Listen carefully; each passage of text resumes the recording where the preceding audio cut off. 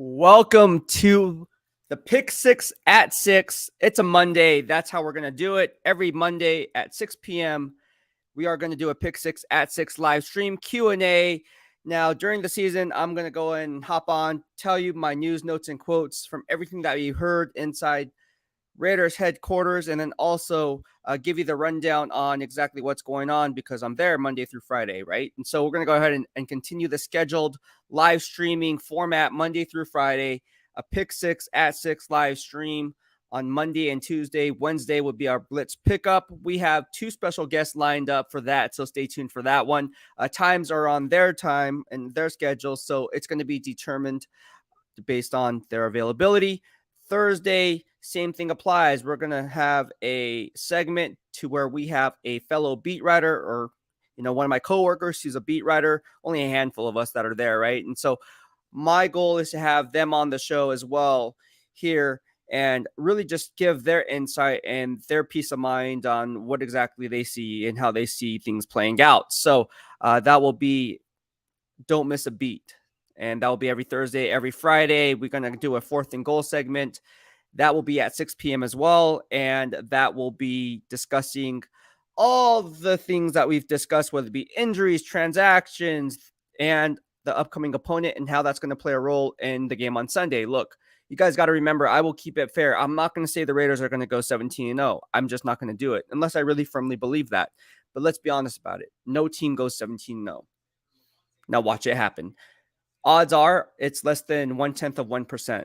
So I'm not even tripping. But anyways, I keep it 100 and not throwing shade. I always want the Raiders to go 17-0 because I do better when they do better. But at the end of the day, that's not a perfect world, and we don't live in a perfect world. So I just want to give you a heads up on that. On the 4th and goal segment, you're never going to get a homer take. You're always going to get an honest take.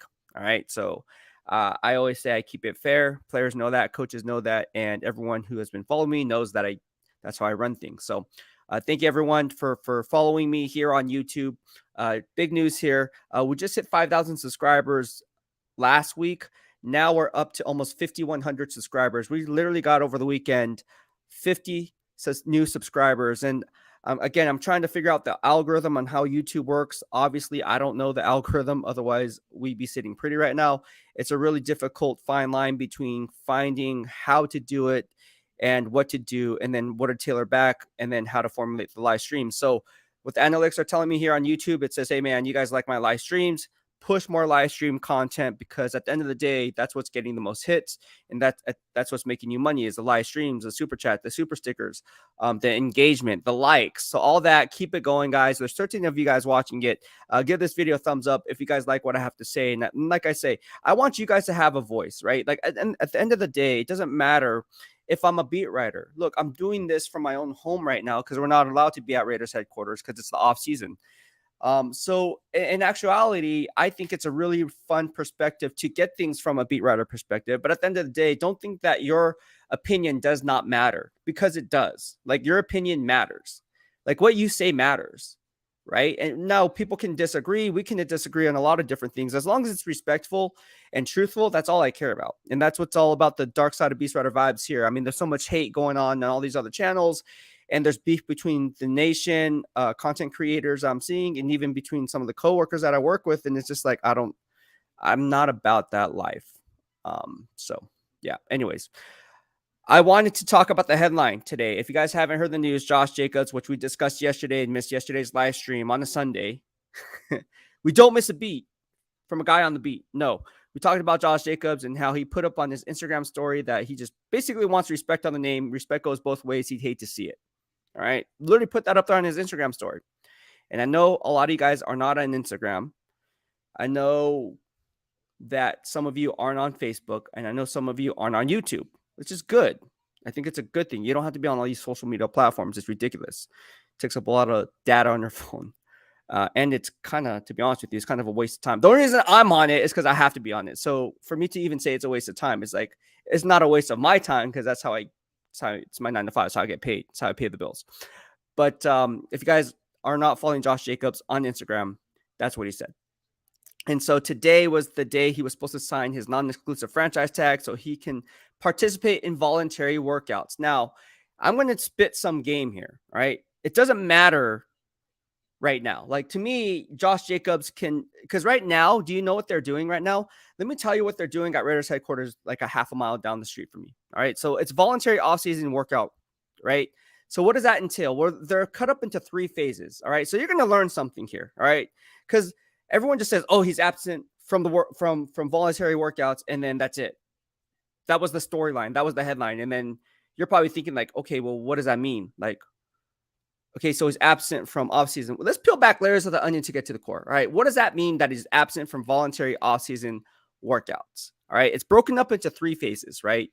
And it's a good way to provide a teaching aspect, muscle memory aspect, training aspect, and also the physical conditioning aspect for players across a 9-week span ahead of training camp. So it's basically to create that muscle memory, shoulders above, right?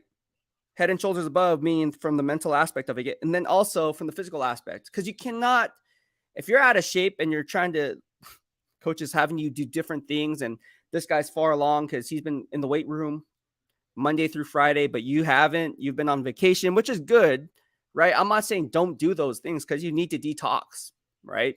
But everybody's on a different wavelength. So this offseason voluntary workout program is just that. It's voluntary. So to me, it's nothing that I think is really, oh my gosh, Josh Jacobs didn't sign his non-exclusive franchise tag, so we're going to trade him because he missed voluntary workouts. All right. So today, what did it consist of at Raiders headquarters? Right. Well, I got you covered. What do they do today? Right. Well, it could be based on a lot of different parameters here. It could be team meetings, right? Get the players together, kind of like, this is how we run things. If you're new, whatever the case may be, right? So guys like Marcus Epps, Jimmy Garoppolo, Brandon Faison, although he was a Raider before, this is a new regime. They do things a lot differently than John Gruden, right? So you look at guys like that and say David Long, right? The boundary cornerback there. And then you look at Duke Shelley and Robert Spillane and all these key pieces that are in all these. There's a lot of different free agents. Jacoby Myers, right? Philip Dorsett.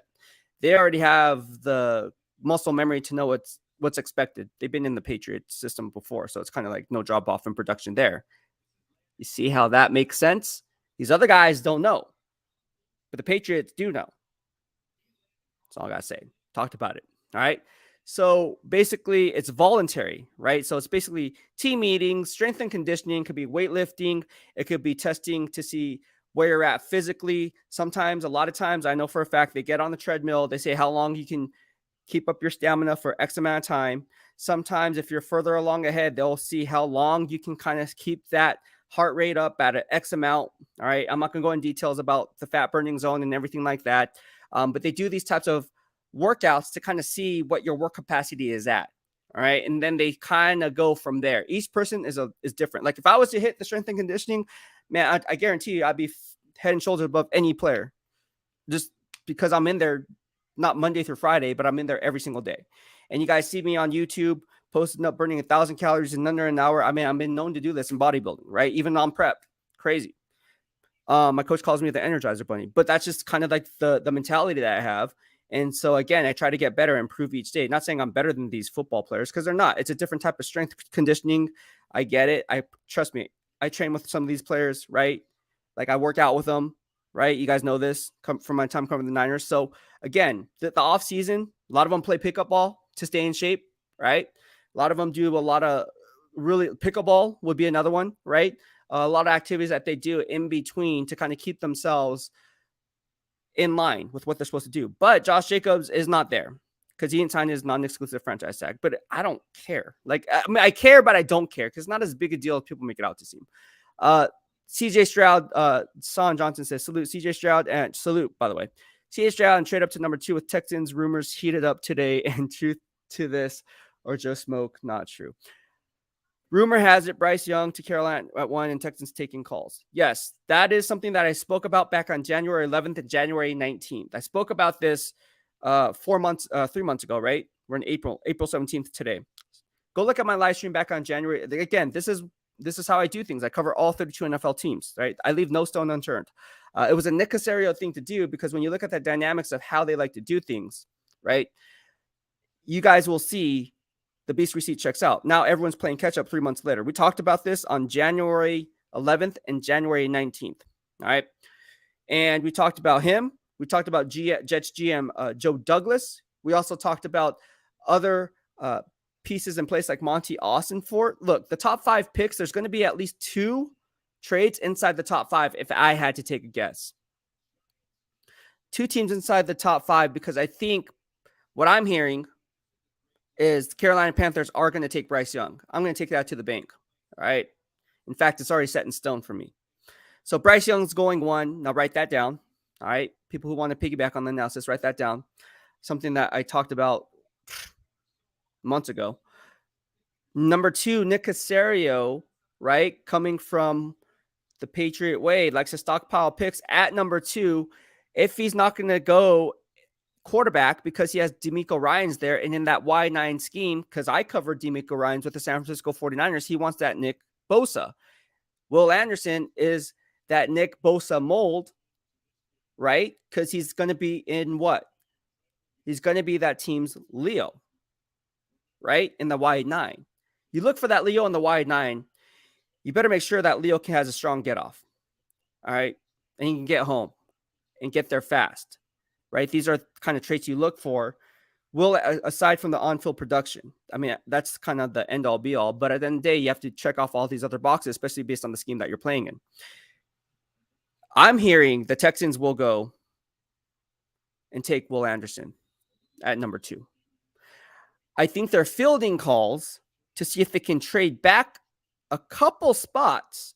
Maybe the Colts move up from 4 to 2, and then the Texans move back from 2 to 4, and they can still get a guy that they feel is valuable. Will it be Jalen Carter? Will it be Will Anderson? Or will they be getting a quarterback? I don't know. But what I do know is I don't think that Nick Caserio, the Houston Texans GM, will trade back and get a good, strong look on his return on that investment, because Will Anderson is a generational talent.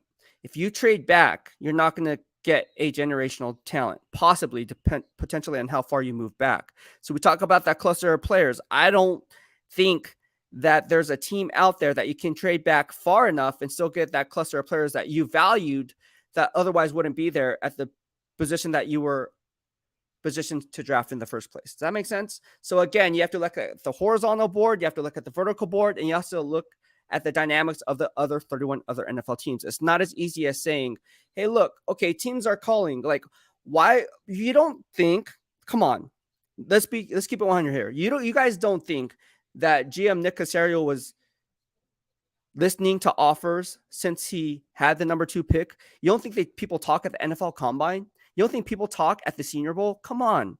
This is just smoke coming out now, and there's going to be more smoke coming out later. For instance, could the Seattle Seahawks trade down? Could GM John Schneider do it? You had Colts owner Jim Irsay go on and tweet out some stuff. Oh, we could trade up for a quarterback. We could trade down for a quarterback. We don't even have to take a quarterback at number 4. Then you have the Detroit Lions who are just saying, mum. Raiders can move up to 3. There's about 6 teams interested in moving up to 3. I don't see that happening. And although I know the Raiders could potentially move up to 3, they're not going to make that move until after the first 2 picks are made. And anybody who would make that trade to number 3 before the draft, you're kind of shooting yourself in the foot because you don't know what's going to be available. We really don't know. We can make educated guesses, which I'm pretty good at, but we still don't know. Like, that's all I got to say about that. But hey, to each their own, man. I mean, there's a lot of different things that can happen when it comes to how everything's going to be playing out. Phil Romero says, salute Beast. If Levis drops, do you think the Raiders will draft him? No, I do not. I don't think they draft him. I don't like Will Levis. Now watch this guy be an all-pro player. But I'll be honest with you, I'm not very good at evaluating quarterbacks. I'm just being 100% honest with you. I'm not very good at that. I'm not saying I'm like, for me, for my standard. For the average guy, yeah, I'm really good. Oh man, you're good. No, I suck. On my standard, I suck. I have to be at least 75% right with, these quarterbacks coming out. I'm about 55%, which is horrible. 55% for a betting guy, that's good here in Vegas, but that for my standard, I have to be in that 75, 80% to even be decent. I'm not there. So do I think they will draft him? No. Do I want them to draft him? No. So it's a no and a no.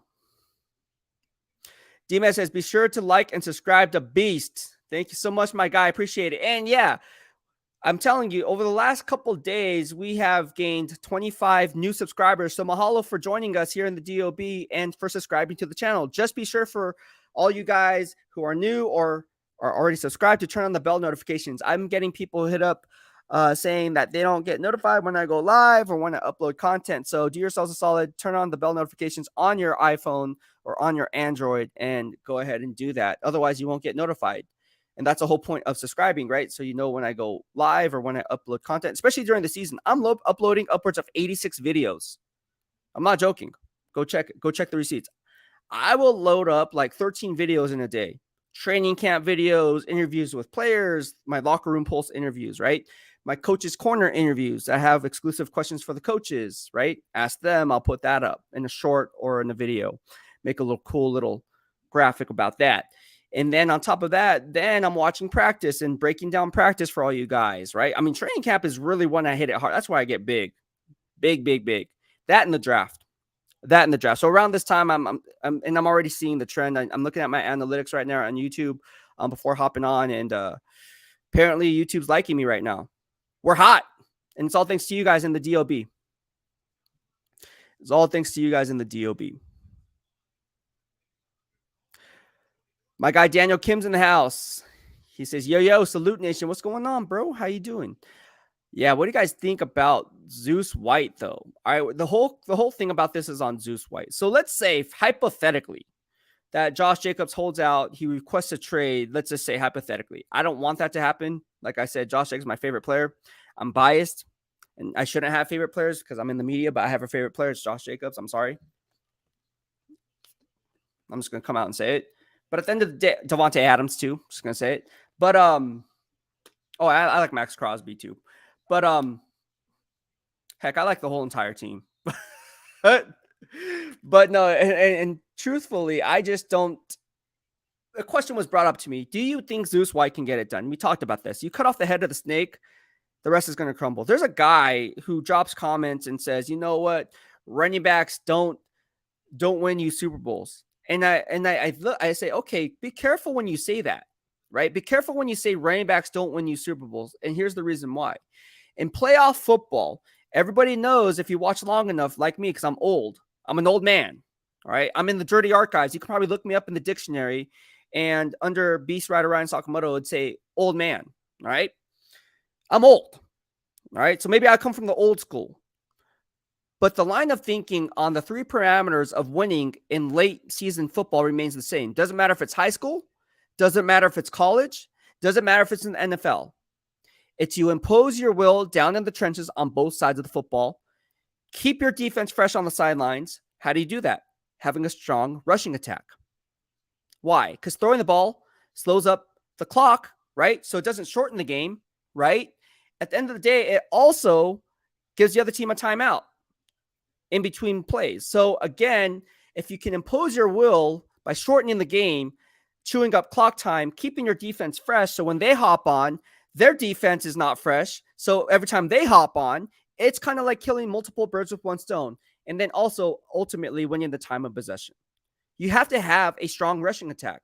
It's not just a saying, oh, take Josh Jacobs out of the picture. Why? Because in a power-based run scheme, it's not like the zone blocking scheme that Jimmy Garoppolo had with the San Francisco 49ers, where their lanes are dictated by the run and by the scheme that is outside zone, inside zone, whatever the case may be. Jet sweeps, orbit motions, sift blocks across the formations. We talked about this when I was a Niners beat writer. Did it for many years. The power-based run scheme is a little different. Traps, counters, inside runs. Yeah, you can bounce it outside, but more time than not, you have to have a running back who sees the patience Again, right? Talked about Frank Gore. Covered him over the years. Frank Gore told me this, right? Playing behind Carlos Hyde. Going off topic here. Me and Frank got along great, just like me and Josh Jacobs do now. Say, hey, Beast, man, like, he's like, I like your stuff. I said, oh, thanks, man. Because I was covering his event at Shoe Palace. All right. And we were just talking there, and I was kind of like, holding the event. And so we were talking, and he says, hey, I want to ask you something. I said, okay, cool. What do you want to ask me? I'm like, okay, he's going to ask me something about my shoes or something. So I had new J's on. And then he's like, what do you value most in the running back position? And I thought, I was like, oh man, do I really have to answer this right now? Because like, you kind of caught me off guard. So I said vision. Because at the end of the day, if you don't have good vision, you're going to get caught behind the line of scrimmage, and you're going to get caught dancing behind the backfield too much. Josh Jacobs gets to point A to point B really in a hurry. And you have to have the patience and vision to see the hole and let the hole develop, right? For a young running back, take it from Frank Gore. Don't take it from me. Frank Gore told me this. He says, the hardest thing that a young running back can do and will do is not be patient. Not be patient to see the hole. And that comes with what? Having elite vision. There's some inside information for you. Only here in the DOB. Now, someone write that down. But then again, if you try to say, oh, Frank Gore, be like, oh, I'm pretty sure I heard that story before. And did you cover the night? No. This guy did. Man, crazy story. All right. So late last night, it's funny. I know who the people who are watching this, they pass off their information as their own. It's ridiculous. It was brought to my attention, all right, again, by somebody externally, internally, doesn't matter, right? From a source. Said, hey, check this out. So I look at this video. Oh, Peter Skoronski. Oh, they're saying Peter Skoronski now. And then their analysis that they put down was the same analysis that I said since January 11th and January 19th. But hey, you cannot come up with that analysis unless you watch the game film. And you can't come up with that analysis 3 months in advance, or 3 months later, I should say, because I was 3 months in advance. And then harping it, and I was the only one saying it. Only beat writer saying it for sure. Crazy. And so you're going to get exposed. You keep doing that. And you can tell this person was lying, by the way, because, again, I played poker, Texas Hold'em, right? Everyone plays Texas Hold'em poker. You guys know tells. When he started talking about Peter Skoronski, he started touching his face. That's a nervous tick. It means you know what you're doing is wrong, bro. Jack Hans says, Beast, good to go live. Salute Nation. What's going on, man? How you doing? But hey, I guess everyone can write this down. Jack Hans says, Zeus, only been able to run outside his inside. There you go. Sorry, I didn't even see you put up this comment. Let me write this down. I'm trying to scroll through the comments, and then as I provide my analysis, he says, Zeus only been able to run outside his inside. The tackles hasn't been good. Yeah, it comes down to vision, right? Comes down to vision. Jack says, Zeus needs better vision inside. There you go. See? And Jack kind of said it too. So again, what I'm doing on my end, I'm trying to do this live stream, look at the comments, and then also go through the different tabs on here on Facebook, Instagram, and YouTube and get to your questions, and Twitter. So it's funny that you mentioned that. But no, I'm just going to pretend and say I copied you and I didn't see it.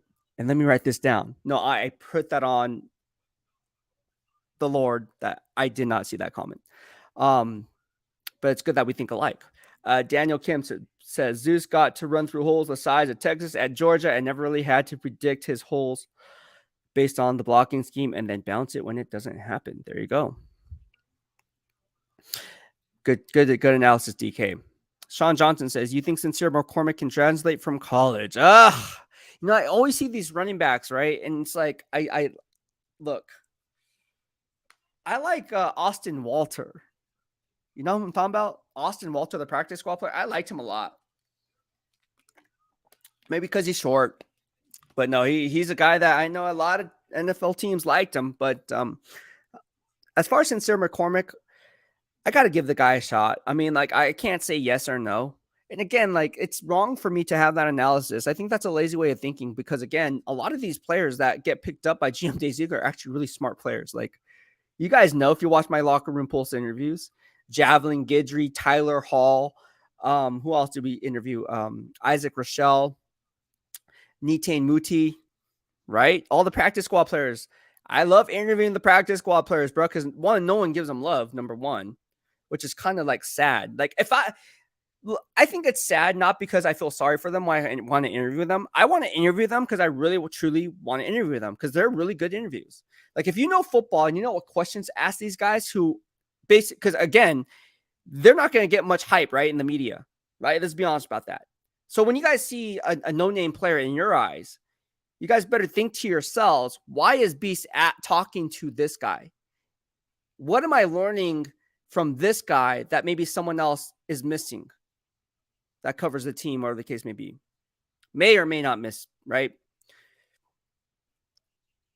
There's always some truth to what I do. There's always a rhyme behind what I do, what I say, and how I formulate my analysis. Janoy Crespa is not a fan of Josh Jacobs. He said the highest paid running back to win a Super Bowl in the last decade or so is Leonard Fournette. Running backs do help win Super Bowls, just not high paid ones. My man Janoy, look, he can be right and I can be wrong, but I can be right and he can be wrong. I think it all depends on the scheme of the team. And I think if you have Jimmy Garoppolo behind center, because I covered Jimmy Garoppolo for what? How many years since 2017 before last year? Because my last year's first year with the Raiders. I think you need Josh Jacobs. From a guy who's covered the Niners since 2011, I'm saying Niners need. Well, Niners could use Josh Jacobs too. They really don't. They have Christian McCaffrey. The Raiders need Josh Jacobs. Phil Romero says, Beast, but Janoy, you could be right. I'm sure a lot of people agree with you, by the way. And I'm not saying you're wrong. For heck, I could be wrong. Phil Romero says, Beast, what's your take on the quarterbacks out of use? Oh, quarterback. Oh, man. Dorian Thompson, Dorian Thompson Robinson, right? DTR. I'm dyslexic. I think that's how you say his name. Covered him at the East West Shrine Bowl. Got to interview him throughout Shrine Bowl week. I wasn't impressed with him. He struggled in red zone opportunities. Now, I know he came in for a pre-draft visit, Bishop Gorman High School. I'm going to be obviously at Bishop Gorman later this year along the sidelines. I got invited to come out and spring ball and everything like that. Which, by the way, thank you so much, Bishop Gorman. Appreciate it. But when you really and they follow me, so they must like my X's and O's. Bishop Gorman, if you don't know, Bishop Gorman in Las Vegas is arguably like one of the top 5 high school football programs in the nation or something like that. It's crazy. It's crazy. So a lot of these guys go on, and I have a lot of Bishop Gorman high school players follow me on Twitter and Instagram. I have no idea who they are, and then I look them up, and then I'm like, wait, it says Bishop Gorman, then it says their class. I'm like, oh, that's cool. But no, getting back to DTR, I'm not high on him. I don't see it. He's very inaccurate, very inconsistent. I would take a flyer on DTR as a practice squad player, but not to make him a 53-man roster. I take that back. I would take him as like a third-string quarterback. Let's put it that way. A third-string quarterback if we were to keep 3 quarterbacks, but not as a primary backup right now. You know? Oh.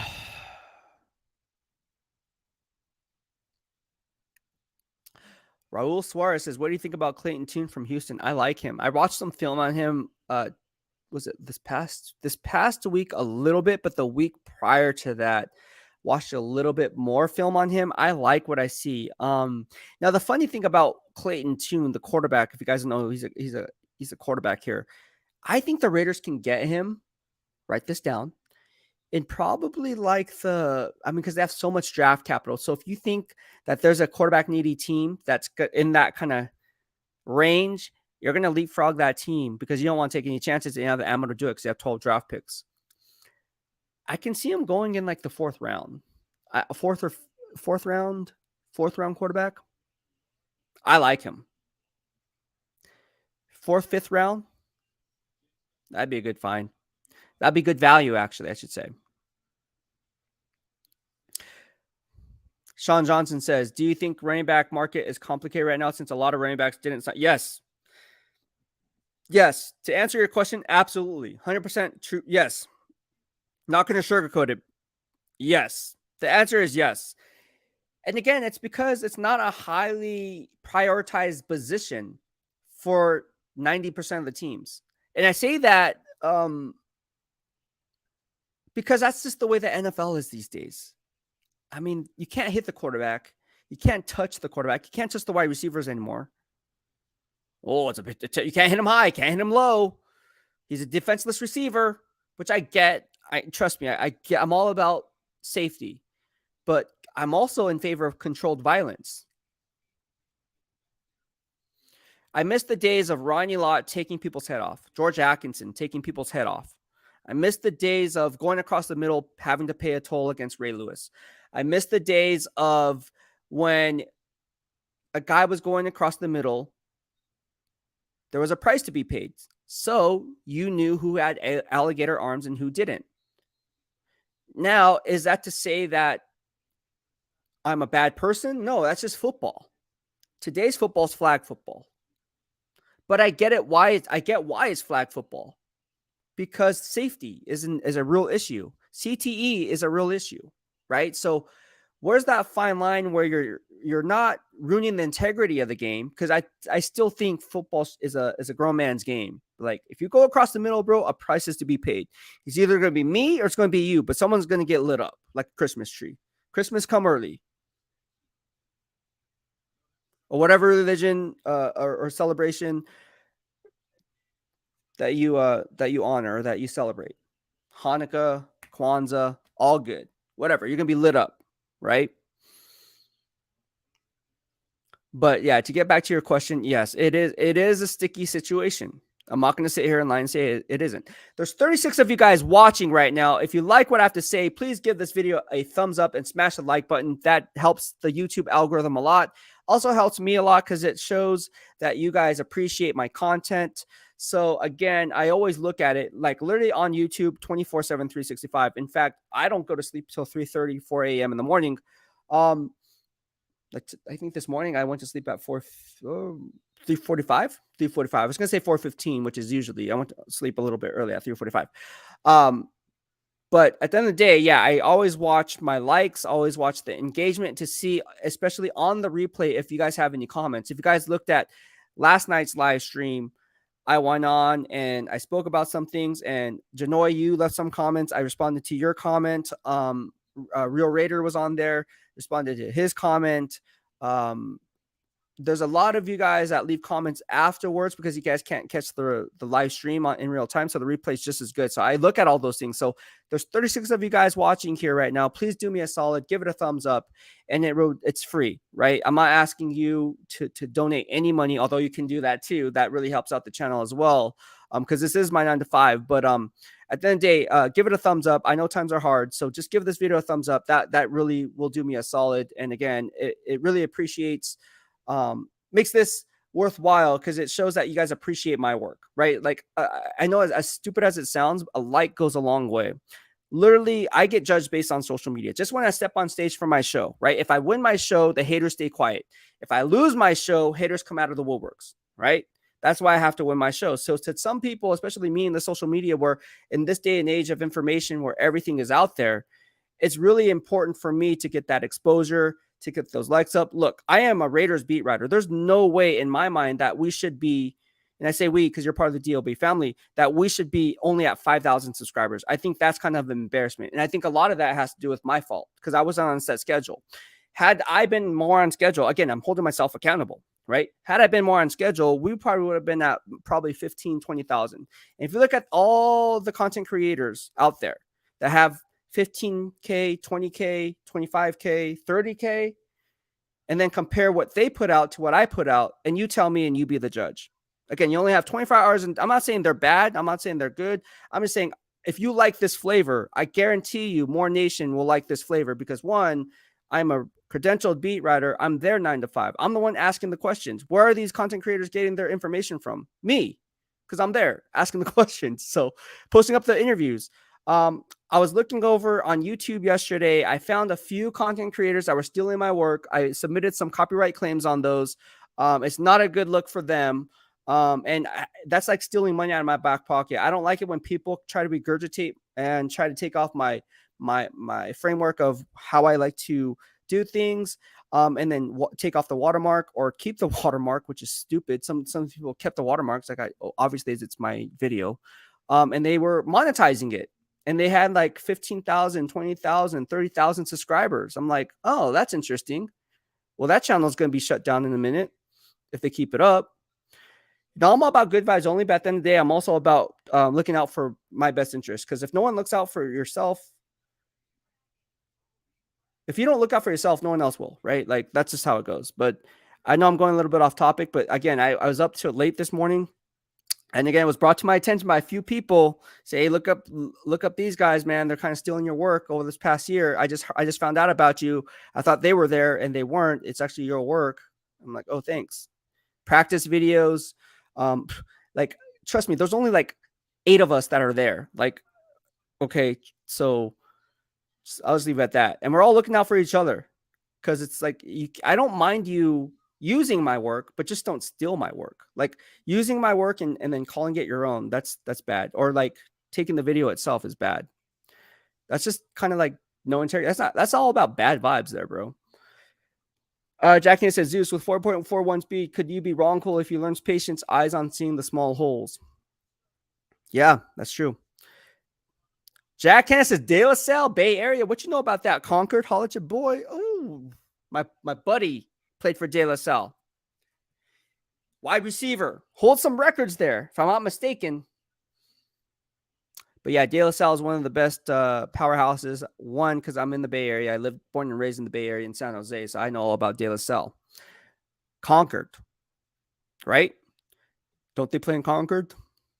Correct me if I'm wrong. M85 says, running backs play a big part in getting there. The big game may not even be their best game either. Yeah, that's very true. Nate Dogg in the house says, if both players were there somehow in some crazy way, would you take Will Anderson or Jalen? Oh, I already debunked this. I would take Will Anderson in a heartbeat. Not because I'm a Roll Tide Roll fan. I will keep it 100. Trust me on this. Ask Zeus White. Me and Zeus talk about Georgia and Alabama all the time. I even educated him on some of the players that were at Georgia previously. Because that's how old I am. And that's how young he is. But, when I was talking to somebody, I was talking to a scout, in over in the NFC, not on the Niners, FYI. And we were talking. He said, hey, who would you rather take? We went through this discussion 2 weeks ago. And I said, I would rather take Will Anderson over Jalen Carter. One, Will Anderson's production, it translates more in my eyes when I grade the snap, not the box score. Number two, he doesn't get tired. So he's not a 2-down player. Jalen Carter can be a 3-down player, but what I saw in film, and I talked about this before he had his pro day, came in overweight and couldn't finish his pro day drills, is I wasn't sure because I didn't see it on film. They would rotate Georgia defensive linemen in and out. And I was wondering why some first stringers were in and others were out. You can look at it and say it was a blowout, but if you look at the dynamics of how they use their personnel and how they use those typical players, Jalen Carter should not have been out on, I would say, a number of different snaps. And so I looked at that and was like, I'm going to write this down. And when he had his pro day, it just kind of confirms what I saw on film. And so he's like, well, you're not wrong. He's like, I kind of saw that too. And I thought that was weird. And he said he would rather have, he made an interesting point. He said, it depends, right? If you're a 4-3 team or a 3-4 team, do you think Jalen Carter could be a double-digit sack artist? I said, absolutely. But do you think he can get there consistently? I said, absolutely. Yeah. I said, no, I don't know. So I said Will Anderson because I just think he's a safer pick, and he's a double-digit sack artist, and he reminds me a lot of Von Miller. Jalen Carter reminds me of a player who could be the next great interior defensive tackle. People compare him to I saw a Warren Sapp comparison. I don't see that. I don't see that comparison for me. I just don't see that. But Jalen Carter, to me, if I had to put, if he could be a consistent 3-down player, he could be the first Jalen Carter. But right now, which is saying a lot, right? But right now, I would rather take Will Anderson. I would rather have Will Anderson. If I'm sitting there, we're sitting at 1, we have the top pick, or if we're sitting there at 7, and let's say the Raiders have Will Anderson or Jalen Carter there, now you have to cross-check their horizontal versus vertical board, right? Because you're saying, okay, we have Chandler Jones, who we have to pay anyways. He's going to be on the roster anyways. You can't get rid of him. Too much dead money tied to his contract, which I thought was a bad move in real time. If you followed me from day one, I knew this was going to play out. But anyways, they signed him anyways. And then Max Crosby, we all know Max Crosby is a first-team All-Pro. Get it. The interior, I'm still high on Neil Farrell and Matthew Butler, but we haven't seen enough because the sample size isn't enough to pull from to kind of say with a conviction, hey, these guys are consistent starters and they can generate a strong push up the middle, right? So do I want to plug and play Jalen Carter, knowing that Will Anderson may be the BPA of the two players, but then Jalen Carter fits a higher need based on our horizontal board, because we can find edge rushers who are kind of not on the Will Anderson tier, but just a tier below, and bank on their potential rather than finding an interior defensive tackle where it's Jalen Carter and then everyone else. Those are the conversations that people are going to have. Right? Those are the conversations that everyone's going to have. Jack Hanna says, agreed on the price to be paid in old Raiders way as a fan since 1975. Facts 100. Yeah, don't you guys miss the old days of when it was football? Like when you used to be able to hit helmet to helmet, and everything was all good. Like today's age of information and with CTE and all that, I get the player safety aspect of it. But you cannot tell a defensive player to throttle down when both players are going full speed ahead and then ask the player to change up physics and defy gravity and not hit the targeted area when that player is also trying to save himself at the same time. It just all these different scenarios play a role, and I see all these unnecessary roughness penalties on the back end. It's like you're ruining the game. Just let the guys play. Injuries happen. They know what they sign on the dotted line. They know that their careers are short-lived. The average lifespan of an NFL player is 2 to 3 years tops. So they already know that. They know that when they sign on the dotted line. I'm not saying just bring back all the old school ways, but I'm saying bring back some of the old school ways. Like going across the middle. Okay, yes, you shouldn't go after the head. I get it. But then you can't use the crown of the helmet or the hair, what they call the hairline fracture of the face mask. Man.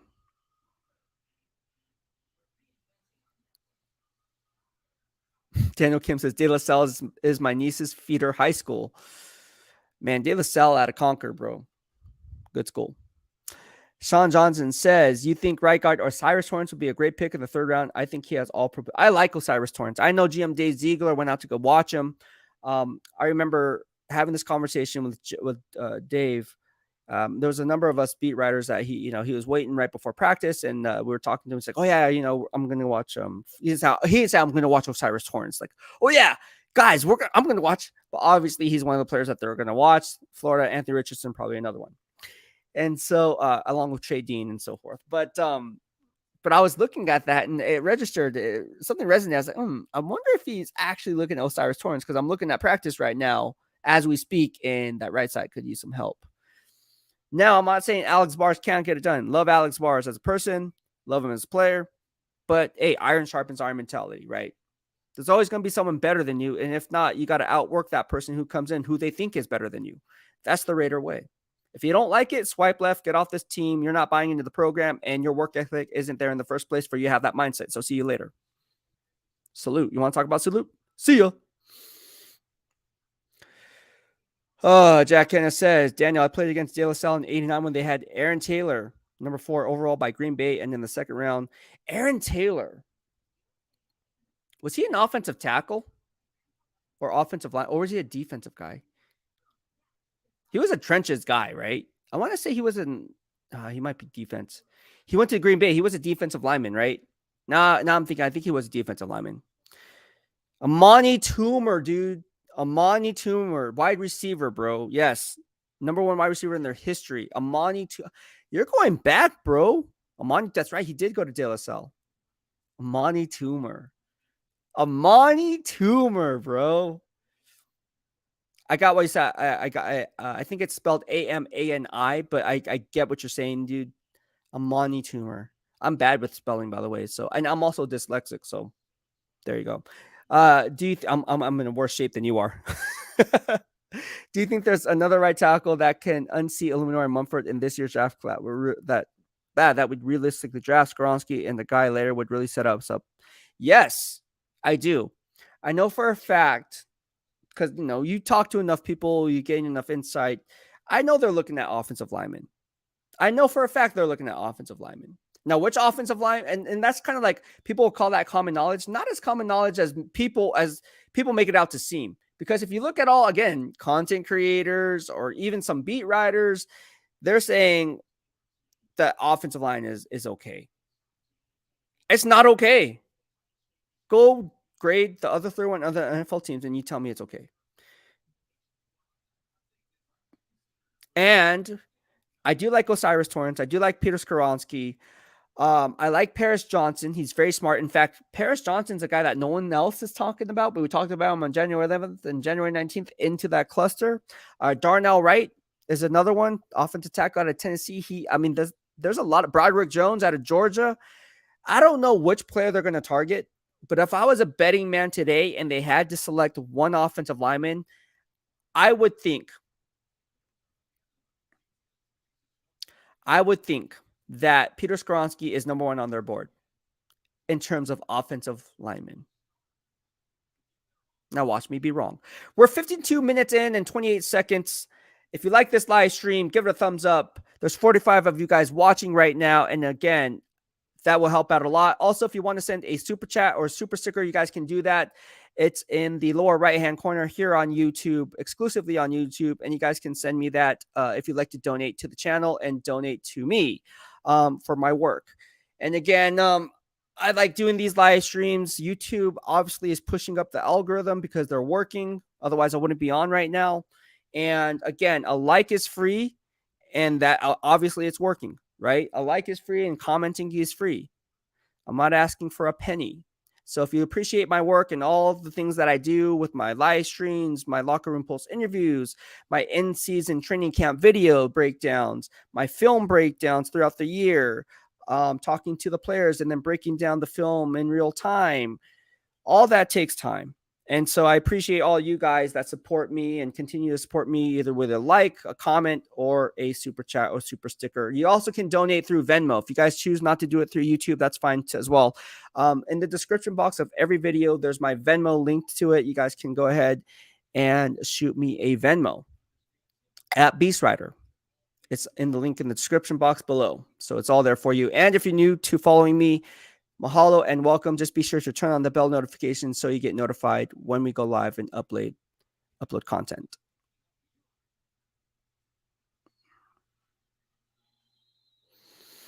Daniel Kansas, Kenya, man, you're like Hall of Fame. I wish I could have played at that level.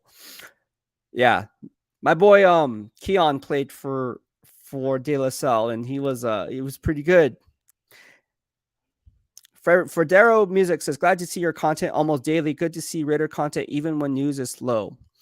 Yeah, man, I try to come on. In fact, I didn't even go to the gym yet. Right now, I'd probably be wrapping up my gym. Right now, I'd probably be wrapping up my gym, not eat dinner yet, go eat dinner. But I said, you know what? I'm going to hop on this live stream. I want to talk and I got to hold myself accountable, right? Like, I'm not one of those guys that says I'm going to do something and not do it. I wouldn't be in the position I am today if I did. So on the flip side of that, I need to have a set schedule, and I understand that. So I'm holding myself accountable for all of you guys, because you guys all follow me. You guys are my bloodline, right? So it's kind of, and I apologize for this, right? I apologize because people say, yo, you don't have to apologize for anything. We know you're busy. You know, you have Evogen, you're a bodybuilder, you have this and that. And at the end of the day, it's like, yes, I'm not a one trick pony. All right. I'm a 4-down player. But at the end of the day, I do have to have a set schedule, right? Because this is my number one priority is growing the DOB family. How are we going to do that? And I need to have a set schedule, a set live stream on YouTube Monday through Friday. All right. So again, if you're new to follow me, we're going to have a set schedule. This is the second week in a row we've been doing it. So obviously the algorithm is hitting with the likes. There's 45 of you guys watching it. Be sure to like it. I'll give you guys some time to do that before we move on, talk about other silver and black content. But, you know, it does go a long way. It really does. And I think the little things in life that mean probably nothing to you means a lot to someone else. And I've learned that being an old man. So thank you everyone for showing your love and support, man. I really do appreciate it. Jack says, I'm not a great football rock. Through neighborhood school, played for. Oh, you went to Ignacio Valley. I worked over there, bro. Ignacio Valley over in Concord, isn't that over by Ignacio Valley Road on the way to Walnut Creek, or am I thinking something else? I used to work right off Ignacio Valley Road in Walnut Creek when I used to live in San Ramon. Yeah, I lived in Contra Costa County too. I've been all over the place. Jeremy Willis says, hopefully we draft edge rusher in round 2 or Drew Sanders if he's available.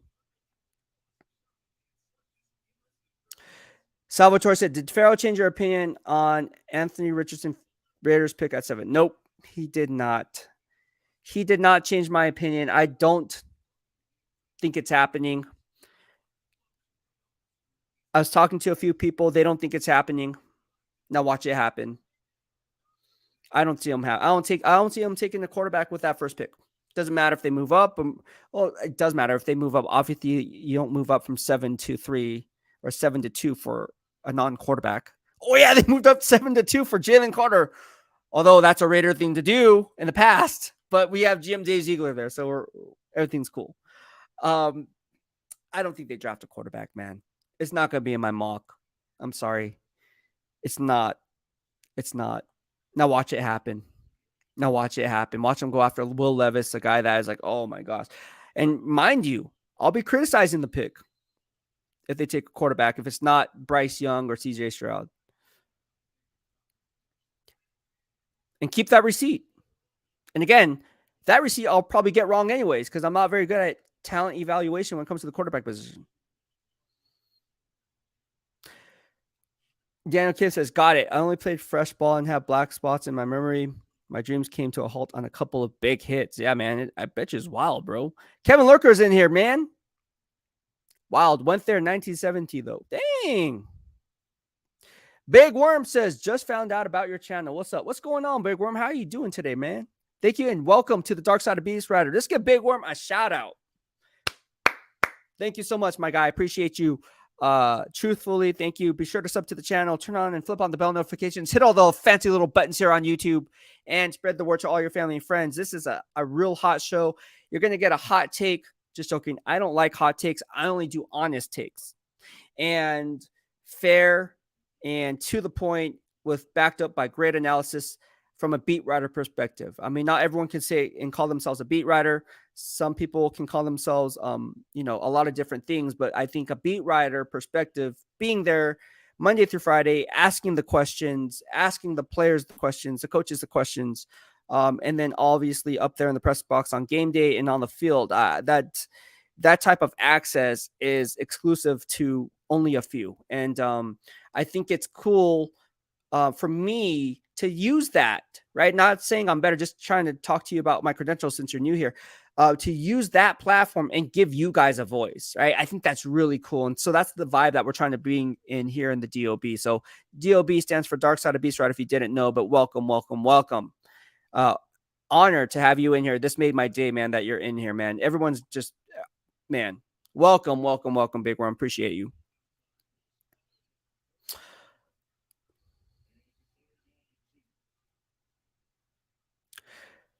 All right. See all the love in here. Kalua says, "Hey bro, is there anyone that you watch whose film breakdown you agree with on players, or can you do some film breakdowns here and there?" To be honest with you, the film breakdowns take a lot of time. Like the Christian Gonzalez one I did took it was only like 46 seconds long. Got a lot of interaction, but to be honest with you, didn't wasn't worth the time to make. The reason why I put some of these up for you guys is so you guys can see when I have my grading system, you guys can kind of say, oh, this guy really does know what to look for. But at the end of the day, yeah, I mean, I will do more game film breakdowns, but that's kind of like after I do a live stream or after I'm done training and so forth. So it's going to be few and far between until we get big enough here on YouTube. And I can make enough money to where I can get the software for it to where it's just seamless. Unfortunately, I am a startup, so I don't have the funds to go ahead and do that. That's why it takes longer for me to make these videos.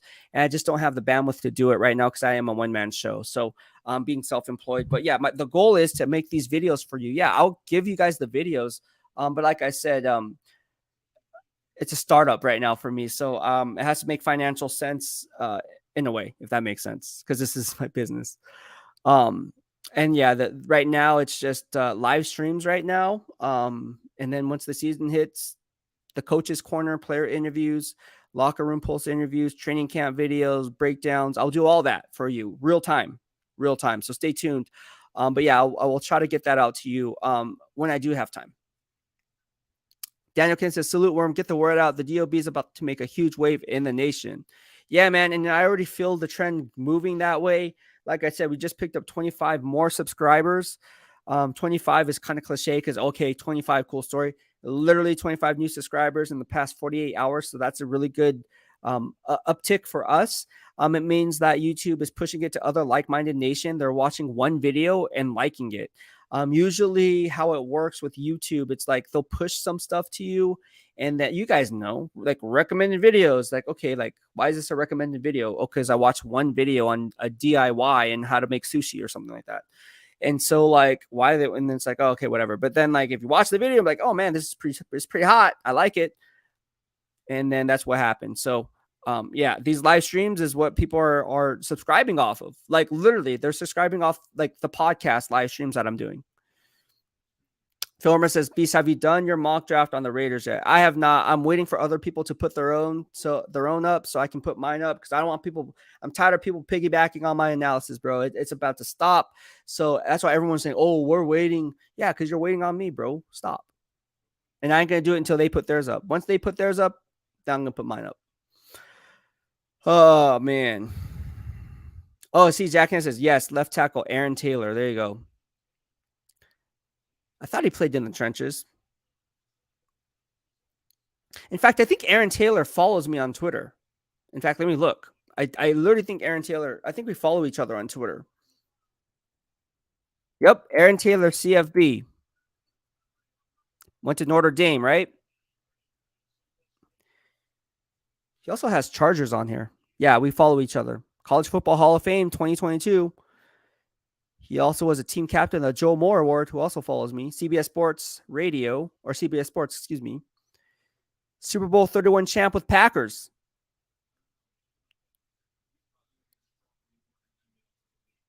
What if we get Aaron Taylor on here? Would that be cool? I think that'd be kind of cool. Let's get Aaron Taylor on here. Maybe I'll send him a DM. Maybe slide in his DM. Say, Aaron, come on my show, bro. Raider MT81. Do team scouts factor in scheme, culture, fit, and final grade, or do GMs apply this to grade after the fact? That is something internal. I kind of feel like you're one of the people that work with them. No, but in all honesty, to each their own. I'm not going to answer that question. I will say this. Every scouting department has their own tendencies and biases. Fair enough? Fair enough. We'll keep it at that. Big Worm, the offensive line is not okay. It's not. I agree with you. Big Worm says, got to upgrade the O-line because we know Jimmy is injury prone. James says, Bars might be a good guy, but he shouldn't be starting in the NFL. Oh,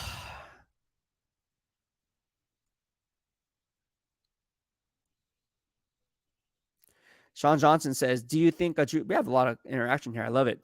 Do you think a Drew Sanders and Dorian Williams would be a nice two draft pick? Will be a nice two draft pick in this draft. Apparently, best two high coverage and run stoppers combo, very versatile with them too. I like Drew Sanders. I haven't run much film on Dorian Williams, but I can do that for you. My aunt Tion's in the house. He says Bars will be a good swing backup guard. Daniel Kim says, facts, Beast. There's nobody on YouTube doing what you do at the absolute depth and width that you do based on actual data analysis and deep film study. I appreciate all your hard work. Thank you so much, DK. I appreciate that. And like I said, man, like you can tell who's fake and who's real, like in what they say. Because you guys know from day one, I've been doing the way I formulate my analysis, insights, predictions, yada, yada, yada, right? Because I have grades on all 32 teams. I watch film on all 32, including college football, right, throughout the year. So when people say, oh, I watched film, it's like, where'd that come from? Like, okay, I watch film too. Like, what do you know what are you looking for? A lot of people just pretending.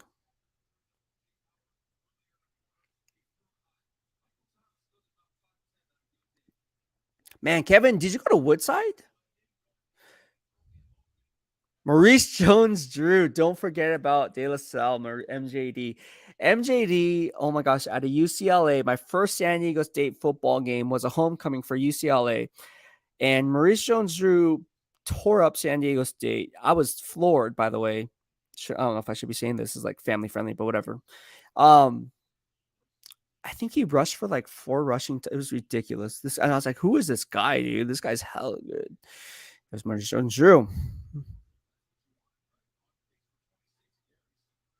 Oh, he says, Beast, YV as in Ignacio Valley is off Treat Boulevard and Oak Grove, same as De La Salle.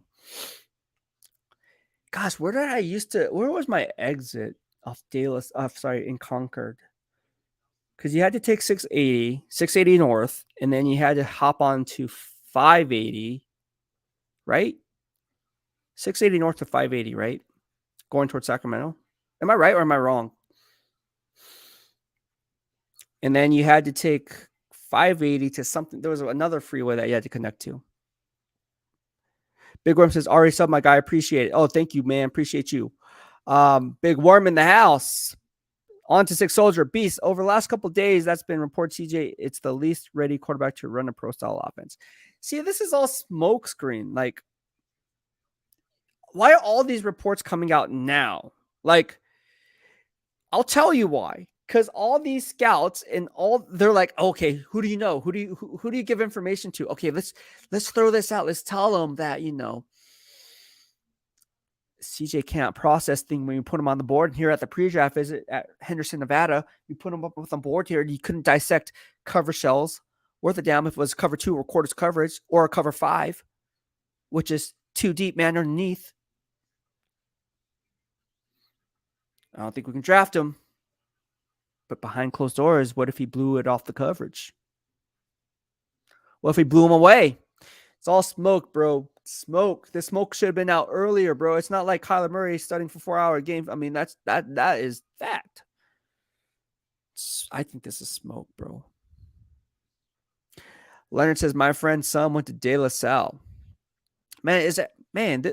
I guess all you guys went to De La Salle, huh? Or know someone that went to De La Salle. I know a few people that went to De La Salle, but not as many as you guys. I just know like 3.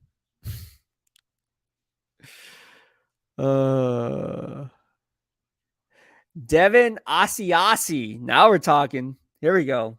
Devin Asiasi. Onto Six Soul says, how high can you see the running back? How high are you, Beast? How high can you see the running back from Texas going? Bijan Robinson. How high I can see him going? I mean, if you're to rank him based on just the vertical board or the best player available board, whatever you want to call it, whatever, the beast board, whatever, he'd definitely be inside the top. Shoot, I would put him like inside the top 7 for sure. So if you're looking at it, but where I see him logically going, how high he can go, I mean, honestly, I'm looking at a team like the Detroit Lions. I think the Detroit Lions can use him. The Washington Commanders at 17 could also use him. So right now I'm looking at, now let me write this down, right? I say that because people be, oh yeah, you know who I think Bijan Robinson can be going number 17. No, but I really think that's where his baseline is from that 17 to 20 range. I think he's going to get picked up somewhere in there. So you're looking at the Washington Commanders and Tampa Bay Bucks possibly. And then also you're looking at a team like the Detroit Lions. I mean, all these guys can go out and get a running back, right? Now, I know the Detroit Lions already signed David Montgomery from the Chicago Bears. I get it, but Bijan Robinson is good. All right, we're an hour and 10 minutes in and 43 seconds. If you guys like this video, give it a thumbs up. There's 44 of you guys watching this. And if you guys like the Silver and Black content that I provide on a daily basis, please do me a solid. Give it a thumbs up. It really pushes out the algorithm to other like-minded nation like yourselves, and it really helps me grow the YouTube channel, which is basically a startup, right? And so talked about this a little bit earlier on. A little goes a long way, and a like to someone, maybe, it's like, oh, it's just a like, like who cares? But it really does help me because I get paid based off my social media. So it's free. I'm not asking for anything in return. Just give it a thumbs up and drop those comments here and engage with me as we continue hopping on these live streams that we do every week, every day, Monday through Friday. I like the engagement here. Look at, I love the engagement here. You guys are just, because you guys aren't even talking to me now, which is great. Oh, you guys have to talk to me. It's my show. I'm the BEASTwriter. No, I like how you guys are having conversations within the conversation, right? This is great. This is what I like. This is what I love. This is why I started doing this. I love this. Love is a strong word, just like hate is a strong word, but I love this. Look, you guys are all talking amongst each other now. How cool is it to have a social media platform, right, where everyone can just come together in a safe environment, not being judged? You can have an opinion and have disagreements. That's obviously not everyone's going to be agree. Like, I agree with you 100%. It's like, no, man, can you disagree with me on something? No, disagreement is always a healthy thing as long as everyone's respectful. And that's the DLB vibe here. And everyone is respectful. Wow. Look at this. Look at. All right, so Jack has to get going. He has to watch the Sacramento Kings beat the Warriors. Okay, bro. Which, by the way, there's 41 of you guys watching it. Hey, I should probably have the game on right now, huh? We should do a live stream. We should convert this into a live stream of watching the Warriors Kings Battle of the Bay. It's really not Battle of the Bay. Although people, there was a funny meme on Instagram. I don't know if you guys are on Instagram. I think 75% of people on Instagram. But there was a funny meme saying the one time in 17 years that Sacramento Kings don't claim that they're from the Bay. Okay, by the way, that was a nice thing. That was a nice dunk. Fast break dunk, man. All right. For those who don't know, if you guys think I know football, I know basketball way more in terms of playing and coaching. If you guys know, and from the Bay Area, I coached Stratford Middle School over in San Jose. We were league champions 3 out of 4 years, including an undefeated year in 2014. And imagine beat writing, bodybuilding, and then also being a basketball coach at Stratford, head basketball coach, and doing that for 4 years. I was a crazy coach, man. Like, I'm cool. I'm a cool coach, but I'm like the way Coach McDaniels runs it, I kind of feel I had that vibe, like, look, if you're not on top of your stuff, we're going to be doing suicides, bro. If you're not on top of your stuff, you're not going to be on this team. I had parents complain, being like, oh man, like this and that. I'm like, man, dude, what? Daniel Kim says you can't do the sound because of copyright violations. You'll get, yes, absolutely. I know this for a fact. We can do a watch party live stream. I'm not going to have it on. That'd be crazy if I had it on and just showed the game. That would be bad. That would be a bad thing. But no, thank you for the heads up. Yes, I definitely know that. That's why I've never done that. That's why when I always say, when I did the Raiders, live streams, I always said watch party, and people are like, "Oh, how come you're not streaming the game?" I'm like, maybe because it's illegal. Number one, maybe two, because I work with the NFL because I'm a Raiders beat writer. Number two, number three, it's just unethical. Like, and they're like all mad. Like, you said it was gonna be a live stream. I said no. Read the caption. It says watch party live stream live reaction show. Go check the Beast receipts. Oh, well, how come you don't have all these Facebook groups do it? I'm like, yeah, that's illegal. I'm not doing things illegal. I mean, teach their own. I mean, hey, you can do it, but it's not good. Herman Schmidt says, what do you think going to happen with JJ? Josh Jacobs. I think, gosh, man. I think ultimately he's going to end up signing that tender. And I know Vinny Bonsignori already put out that they're going to try to negotiate after the draft. But then when you negotiate after the draft, the leverage that is before the draft doesn't take place. Because again, all these running back needy teams are then going to pick up people. So then from Josh Jacobs' camp, he's like, okay, you lost leverage because now what was once a pressing need is not as much of a pressing need before the draft as it was after, because we already drafted some of these younger players on rookie deals. See how that works? So it's kind of like, what is going on here? Raiders MT81 says, I've heard some draft pundits say this draft is weak for top end impact players. Do you agree? If so, what's the best draft you graded? That is very true. I talked about this back on January 11th, January 19th. I only have 16 first round grades, 17 from 32 or 31 in this case will be tier 2 players and what I consider round 2 players, graded players based on grading the snap, not the box score. But I do see a lot of good depth on day 2, if that makes sense. Because a lot of times on day 2, even though these guys are getting pushed up the board a lot because there's only 16 first round grades, that's not to say there's not that double the amount of day 2 grades, right? And so again, if you played fantasy football, you know how tier-based ranking kind of works. But to get back to your question, yes, it is not as top heavy as in years past. I think if you look at other drafts, let me just pull it up for you since you asked this question. Because let me write this down. I always have to say that because I know people are watching it and they're going to try to steal my. Don't do it. You'll get caught up, bro, sooner or later.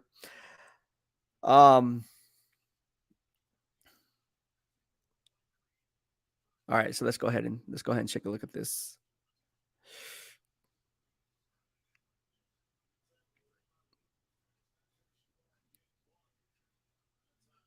I mean, I don't know off the top of head the best graded draft class, but some that come to mind.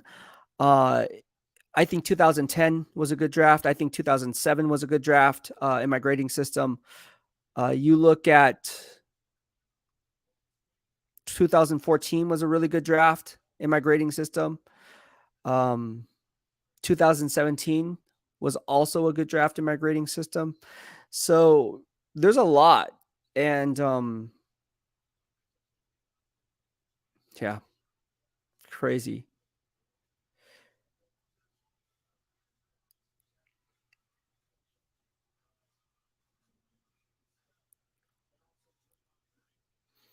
Jackass says, Beast, were you living in T-Town? No, I was not. I was living in San Ramon.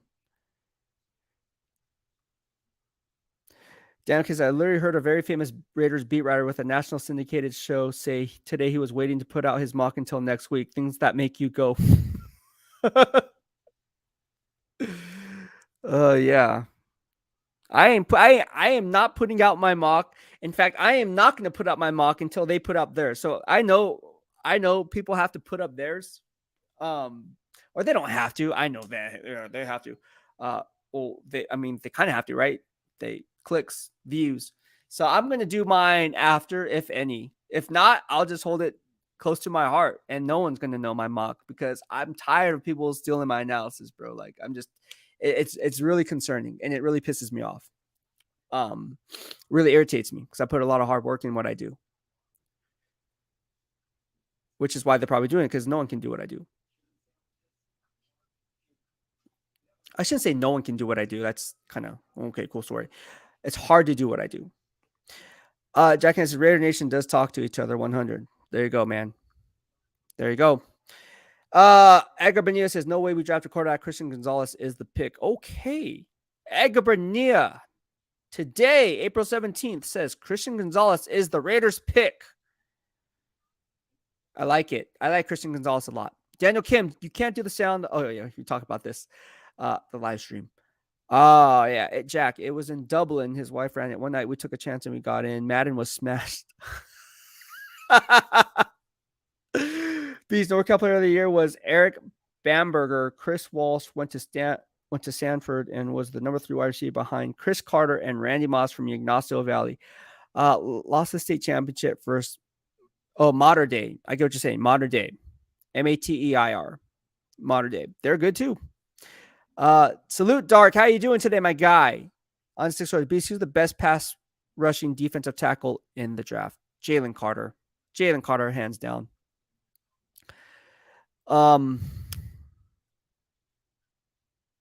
Yeah. Braden Springer says Anthony Richardson will light the league up, and a few years from now, teams will be kicking themselves. I'm calling it now. Okay, so Braden is on the line of thinking that Anthony Richardson is going to be one of the best ever. He's going to be the next Pat Mahomes. No, he didn't say that. See, that's how people like spread rumors. I never said he was going to be the next Pat Mahomes. Crazy. Someone on another. Oh my gosh. Let me tell you a story about that. And by the way, great analysis. I could be wrong because I suck at evaluating quarterbacks, Braden. So you're probably spot on this one.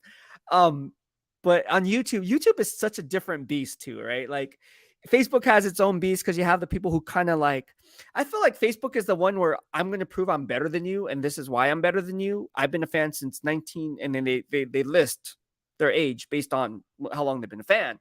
Like, okay, so since you were born, okay, I get it. Oh yeah, you don't know what you're talking about. You're a new beat writer. Okay, cool story. Like, I don't have to explain my story. Okay, cool. And then that's Facebook. And then, because I'm not going to go back. I don't have the bandwidth to do that, man. It's like, okay, it's fine, whatever.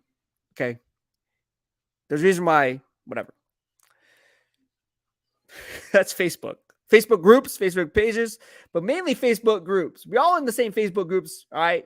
If you ever go to those Facebook groups. Instagram is more like fast news content, and there's people who are having conversations, and they even argue with themselves now. So it's like, it's weird. I see the comments. I'm like, man, that's too much drama for me. Okay, I'm out. YouTube is not like that at all. Like the vibe there is just pretty much very, I shouldn't take that. I should take it back because I went on other Raiders content influencers and there's like beef within the comments. Like, you don't know what you're saying, blah, blah, blah, blah, blah. I'm like, oh my gosh. But this other fan started a rumor about me saying I covered the Chargers. And I was like, nah, man, like, where did I ever cover the Los Angeles or San Diego Chargers? I went to San Diego State, but I never covered the Chargers. I covered and then it's like, oh, someone said that he covered the Niners in the comments above. I was like, so I'm reading the comments above. I was like, there ain't nobody saying that I covered the Niners. Anyways, people making up stories, man. Be careful. Be careful who you listen to, man. A lot of fakes out there just making up stuff. Janori Christmas says Lions drafting Gonzo, even though they have 2 starting boundary quarterbacks in Cam Sutton from the Pittsburgh Steelers and Emmanuel Mosley from the San Francisco 49ers, 2 guys who also played Tennessee at the powerhouse SEC. I get it.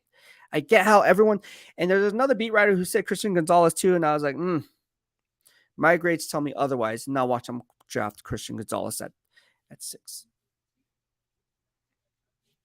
I can see it. I'm not saying it's not going to happen, but when people said Jeff Okudah was gone, yeah, because you see they brought in Cam Sutton, number 20 from the Pittsburgh Steelers, Emmanuel Mosley, number 4. On to 6 sources, Beast. Over the last couple of years, who's the highest rate? Now watch them draft Christian Gonzalez. It could happen. Iron sharpens iron. I get it. On to 6, but yeah. Beast on to 6 soldier says over the last couple of years, who's the highest rated player you had coming out of the draft? Ooh. Highest rated player coming out of the NFL draft in recent memory. I mean, it's crazy. I never give anyone like 100. Like that's just not happening. There's a lot of players that were in the 93 range, like a 9.3. You look at guys based off like here. Let me just pull it up for you. All right, I'll just go by year. All right, so like Aaron Donald. All right, if you look back at my beast receipts on Aaron Donald back in 2014, right, I said this guy was going to be like. I didn't say a Hall of Fame player. I'm not going to sit here and lie and say he was going to be a Hall of Fame player. I'd be lying to you or face if I said, "Oh yeah, this guy's going to be the next Hall of Fame, great interior defense." But I say he was going to be an all-pro player, all right, for many years. And I didn't care about his size. I didn't care about all that because I just saw the functional strength at the point of attack and how he held his grass and how he wasn't scheme dependent. Could play a 3-4 or 4-3, doesn't matter. So I said, okay, this guy's good. Went back to watch film. He graded at 93. So he was one. That was back in 2014. So if we're just going, I mean, let's just keep going down the list here. Let me pull up some stuff here for you guys. But yeah, it was pretty crazy. And it's crazy because if you do it by position, I think that's that you can kind of gauge better than that. But there's some misses that I had too that are like really bad. No, I'll point those out, like calling myself out too. So 2015 wasn't really, I mean, we all knew Amari Cooper is going to be Amari Cooper. You guys can check my beast receipts on Twitter on Amari Cooper. He graded at an 89 for me. Amari Cooper did. Very silky, smooth route runner. Can get open. Obviously, Ronald Curry was at his pro day. He was the wide receivers coach at the time for the San Francisco 49ers. Obviously, I had good intel that they really liked him. But yeah, they couldn't get him. And then you roll back to 2016, right? And I'm just going back. We can go back all the way to 2000 if we wanted to, but let's just go off recent memory. Jalen Ramsey. Jalen Ramsey didn't check in at a 90. He actually checked in at an 88. But that was pretty high. 2017. Let's take a look. Myles Garrett. Here we go. He graded out a 93.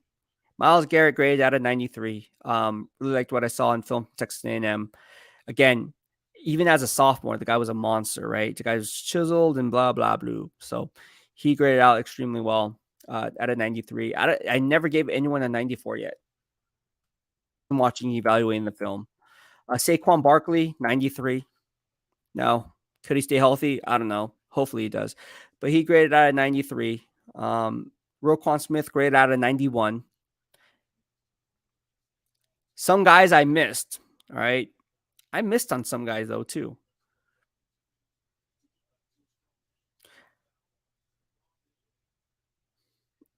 (2019). Let's look at 2019. Who do I have in grades? Oh, Nick Bosa graded out of 93. Quinnen Williams, who is also a holdout right now, graded out at a 92. So I know for a fact, I talked about it with Quinnen Williams. You got to know the backstory about that. So me and Quinnen Williams, we had a discussion at the Pro Bowl. And he knew I was a big Roll Tide Roll fan and stuff. But then I had a conversation with him about the pre-draft visit that I had with the Niners. And I said, hey, man, you knew. He's like, he had a feeling that the Niners were really interested in him, obviously, because they had a top 5 pick. In fact, I think it was like top 2. It was either him or Nick Bosa that they were targeting. And obviously my pick was Nick Bosa, all right, at the end of the day. But I was like, leading up to the draft, the day before the draft, I was like teetering back and forth because they were really high on Quinnen Williams. Really, really high on Quinnen Williams. It was like ridiculous. But he graded it out fairly high. Devin White graded out fairly high, and I not talk trash, but he's not very good in coverage, but he graded out at a 91 in that same year. If you were to do a redraft on this, on my grades, I would put probably Devin White in the, I don't know, 70s in my grading system. Raider MT81 says, as external Raider news outlets, who is stealing your stuff without naming names so I know not to waste my time? I mean, I'm not going to call out anyone, dude. Like, let's just put it this way. Watch what I say and watch what other people say. I'll leave it at that. Watch what I say and watch what other people say. Yeah. I mean, just put it this way. It's not that hard to find. Flinko says, don't worry about breaking down film. We got tons of content creators that watch all 22 film for 5 minutes and add like a professional coach or GM. Yeah, dude. But that is true. This is true. But I do love breaking down film because that's the whole meat and potatoes of my analysis though. Like I would love to show you guys everything. Unfortunately, I don't have the software to do it. I am a one-man show. I am probably the brokest beat writer on the beat right now. Like just keeping it 100 with you guys. So hopefully again, we're a startup. So hopefully we get there. And I know we will. Otherwise I wouldn't be in this position and doing all this in the first place, moving from the Bay Area to here. But it is going to take time, you know, an empire wasn't built in a day, just like Mr. Davis said. So we're going to build up that empire one DOB member at a time. And we're an army, man. Like once you're in for life, bro. It's like blood, bro. It's like, it's dope. Guy or girl? We have a lot of females in here too, to be honest with you, that follow me on social media. A lot of kids, a lot of families, a lot of the players and coaches and their families. So it's all about good love here, and they're all in here and they watch, and then after the show, and you will never know who they are, right? They're not going to have. It's not going to say the player's name. Like let's say I don't know, it's not Jerry Rice, but let's say, well, okay, some are. All right, so like for instance, like Fred Warner's dad follows me, right, and loves my stuff. He loves my stuff. He still follows me even from the Raiders. Loves my stuff. Big support. He's like one of my biggest fans here on YouTube, and always follows my stuff. And, even though I'm with the Raiders, he still follows me. So shout out to Mr. Warner. If you're there, holla at your boy. KG, thank you so much for the super chat. He says, what was your grade of Jamarcus Russell in the 2000 draft? Where myself and Mel Kiper smoking crack thinking he could have been a great quarterback. I think even if Raiders passed at 1, the Browns at 3, or Bucks at 4 would have took him. I wasn't high on Jamarcus Russell. Back in 2007, I have to go back. I'll be honest with you. It's in a binder. I think it's back in the Bay Area. And that's exactly because I've been following the draft and covering the draft since 1998, 1999. I didn't start making my mock drafts until that very year. And that's when I knew I was better than Mel Kiper, because I was beating Mel Kiper from that point forward. And at that point, it was just Mel Kiper or bust. There wasn't no Todd McShay. There was no such thing as a Mike Mayock. There was no such thing as a Daniel Jeremiah, Charles Davis. There was none of that, right? You didn't have guys like Charlie Casserly. You didn't have guys on there. You know what I'm saying? Like these guys weren't in existence yet for the mock draft. So it was just Mel Kiper, Mel Kiper, Mel Kiper. So the baseline was Mel Kiper. Right. And back then, the internet wasn't as today. It wasn't a monster today, the way social media makes it out to be. So I wasn't high on Jamarcus Russell, believe it or not. Like I can literally show you my notes. I think I posted it up on Twitter because I think someone asked me, how'd you get started in doing mock drafts when I was covering the Niners early on in my career there.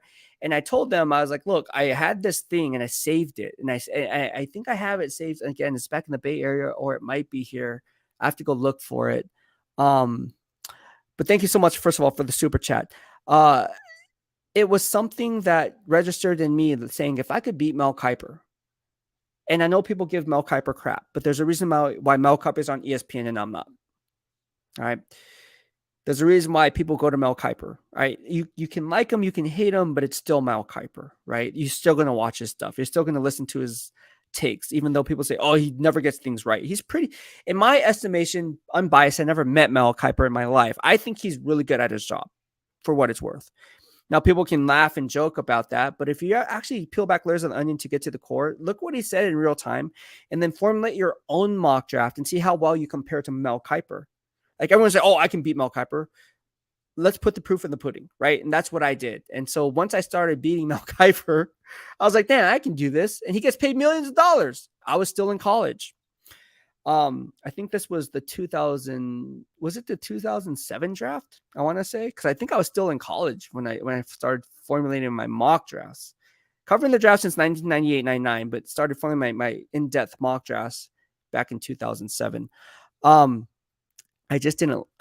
My grade on Jamarcus Russell, I have to look back, but I think it was like in the 70s. Honestly, I think it was in the 70s. I think it was like something tells me it was a 76 or a 78. It was an even number, but I know it was in the 70s. And I know it's not below 75. So it's either 76 or a 78. I'll show you. It's funny. I have it on. I remember I have it on binder paper, right? I have it on binder paper. This is how old school I am, because back in I only think Excel or Google Sheets or whatever people use these days. I don't think that was even a thing yet. Like I think it was. I know it wasn't a thing yet. Back in 20, if it did, I didn't use it.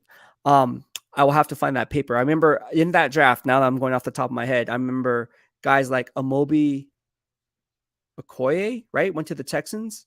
I remember because I remember highlighting. I remember using a highlighter on picks I got wrong, picks I got right, picks I thought were reaches. Let me see if I can find it. Give me a second. I'm gonna go look for it right now, and if I have it here, I'm gonna show you what's up.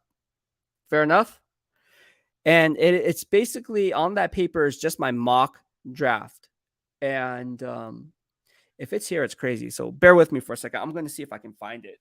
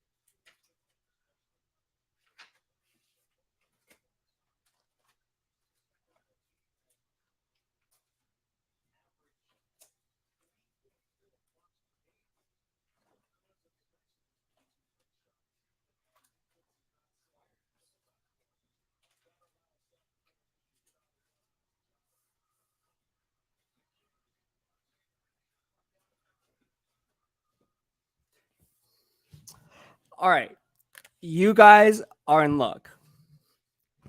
So this is the binder paper. I'm not joking, right?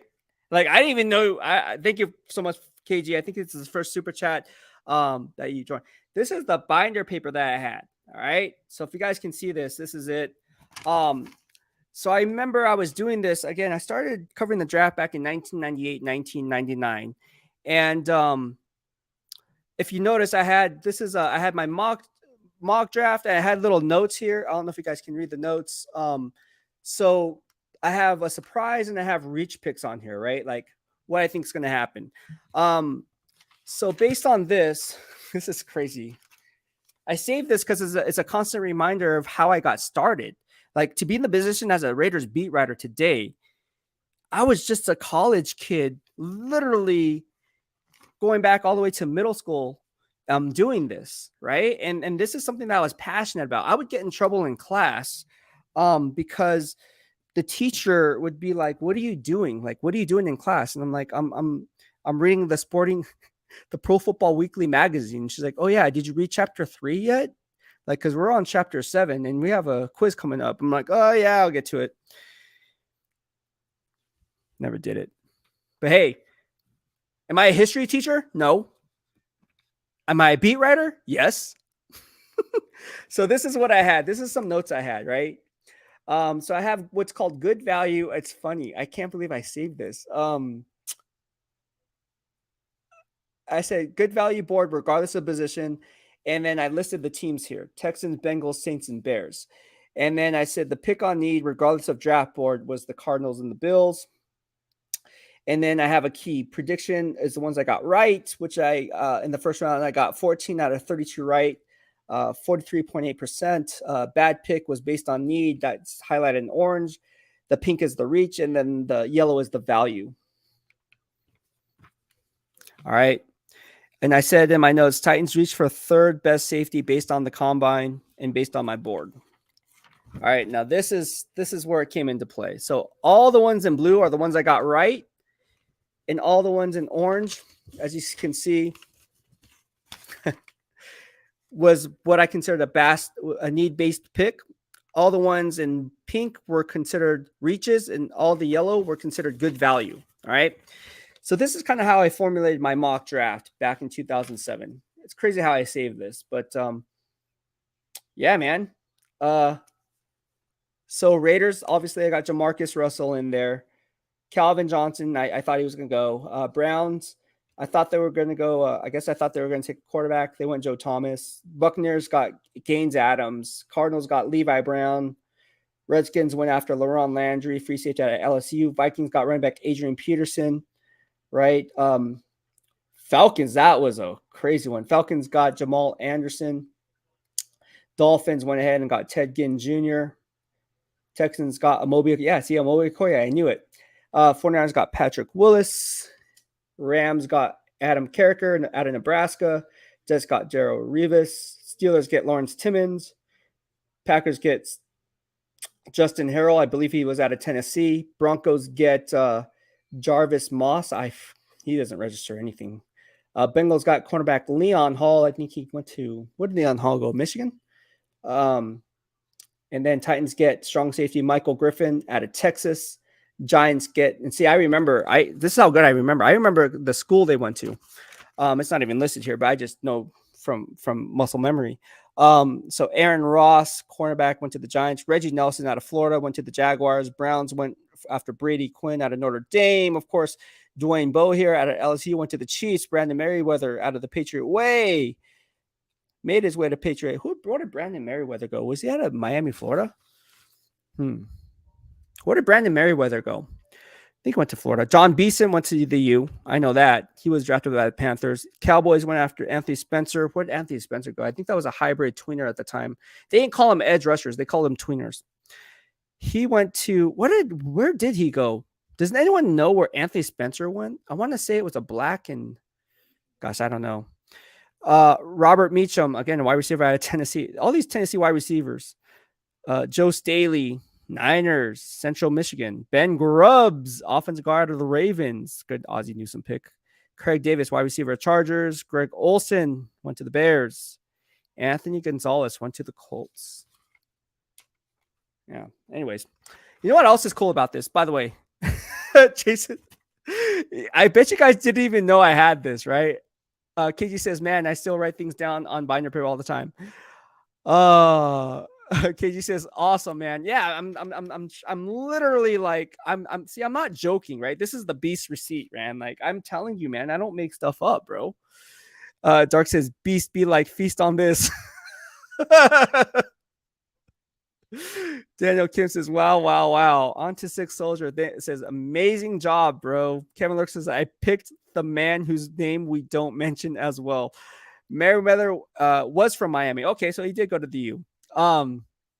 Daniel Kim says, best Beast song as we flip through the pages. Back in the day when I was young, I'm not a kid anymore, but this day I said, I wish I wasn't a kid again. Yep. And by the way, that was a good song for the movie The Wood, which is one of my favorite songs, favorite movies of all time. If you haven't seen The Wood, love that movie. Jason Marshall says, best receipt ever, LOL. Oh, there you go. Rare Nation says, Anthony Spencer went to Purdue. I knew it was a black uniform college. I want to say it was black and gold, so I was right. I don't have a photographic memory, but maybe I do in a way. But yeah, here's some other things that I found. I don't know if the Raiders do this, but the Niners really do a good job at this. They give you like this, ever since the 1970 merger, they give you a rundown on all. So when I was a beat writer, right, with the Niners, this is some kind of cool stuff that I save.